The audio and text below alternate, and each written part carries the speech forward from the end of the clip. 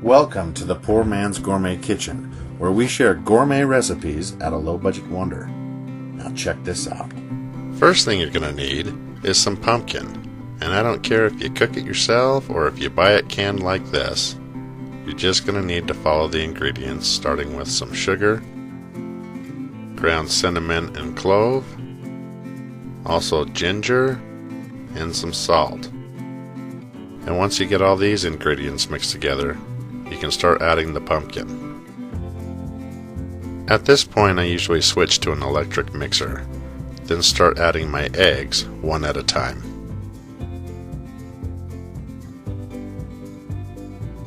Once those are fully incorporated, I start adding in my evaporated milk. The only difference is I only use half of what the recipe calls for. Otherwise, the filling will be too thin to fill the turnovers. Now here I'm just rolling out pre-made pie crust dough, and I'm just using a round cookie cutter to cut out my shapes. This will make a bite-sized turnover, but if you want them larger than this, use whatever size cutter you prefer.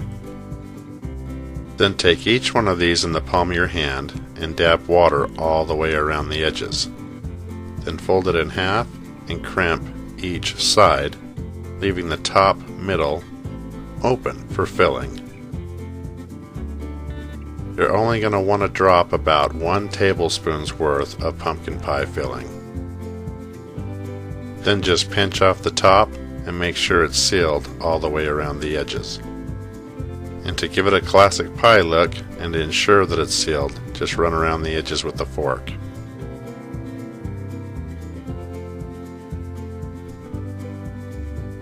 Then just place each one of them on a well-greased baking sheet and egg wash the tops of each one of them.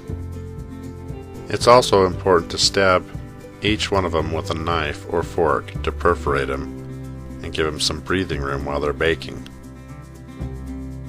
Then stick them in the oven and bake at 425 degrees for 15 minutes. In the meantime, you want to use powdered sugar to make a glaze. Just add a little bit of milk, a little bit of vanilla, and mix thoroughly. When it's done, it should run off the whisk evenly like this.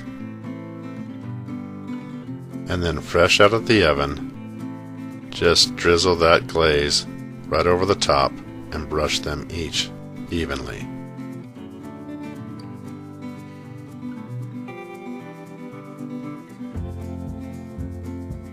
Then serve with a side of whipped cream. And let's show you what they look like on the inside. Also be sure to check out my Thanksgiving recipes at the end of this video. And there you have it, pumpkin pie turnovers right here in the Poor Man's Gourmet Kitchen. Thank you for watching, and be sure to stop by PoorMansGourmetKitchen.com for more recipes and exact ingredients.